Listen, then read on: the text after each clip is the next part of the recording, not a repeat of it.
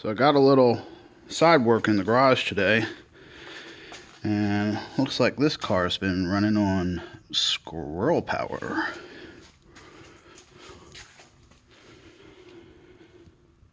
Yeah. God only knows what's been chewed on. It was running fine, but I'm gonna have to take a look.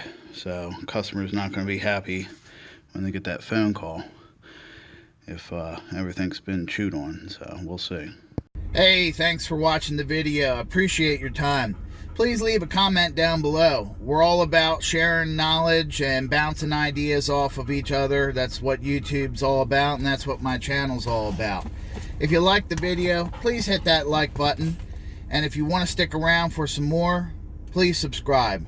Again, appreciate it. See you on the next one.